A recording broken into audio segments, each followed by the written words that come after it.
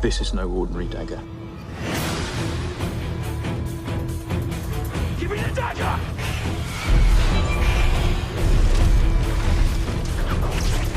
Walt Disney Pictures and Jerry Bruckheimer launched their summer spectacular film, Prince of Persia, The Sands of Time, around the world to over 10,000 people, to become the first movie to premiere in multiple international capitals on the same day.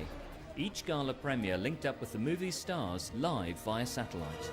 It's such an international film, so at the same time as this is going on, it's going out all over the world. It's great, you know, I think it's kind of reinventing the whole idea of a premiere. You know, it's so fascinating using technology to go around the world. It was so cool to talk to everybody and just to be in like kind of one place. It's like it's the new way of doing things.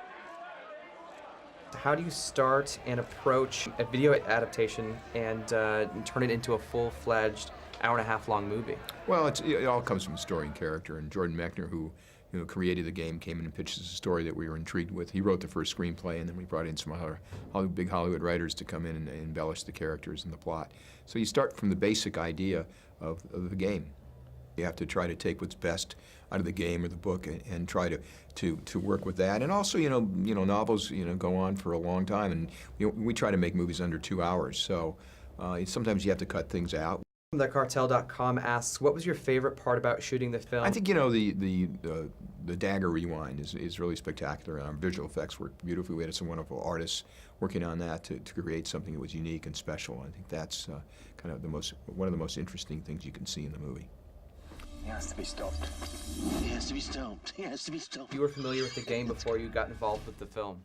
I was familiar with the game since I was a young boy. I used to play the side-scrolling version of the Prince of Persia, the original Jordan Mechner created version on the first Mac computer in elementary school. I remember doing that.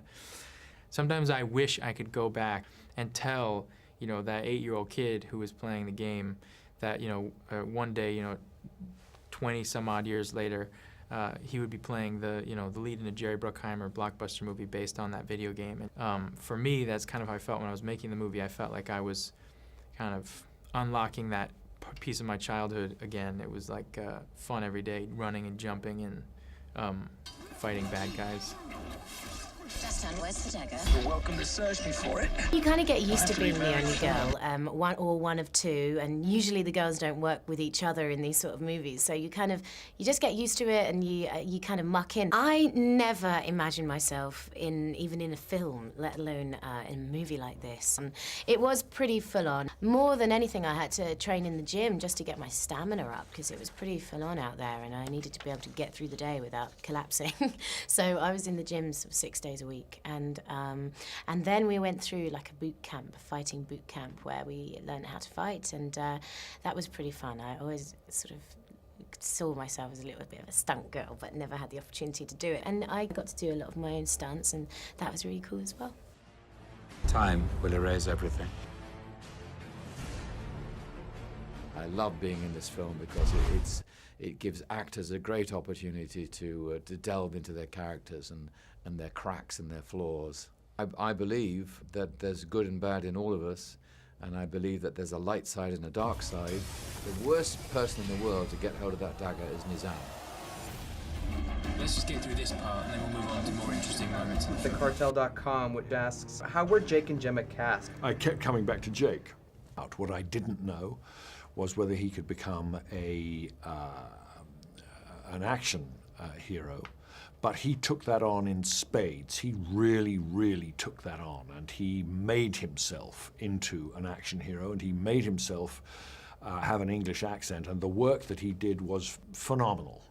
With Gemma, it was a more conventional process, and I looked at lots and lots of people so that I would find somebody who was kind of innocent and untested, and for whom the events of the story would be a huge challenge. And Gemma was, when I met her, was only 21 and just fresh out of drama school, and so she was very interesting to me for that. And I discovered as I auditioned her more and more and more that she was a fabulous actress and looked pretty much exactly like what I wanted the girl to look like. You really enjoy telling me what to do, don't you? Only because you're so good at following orders. The lesson, the moral of this movie for Dastan is to follow his own heart, and to influence other people around him, like his brothers and his family, to follow theirs too. And when you do, it all works out for the best.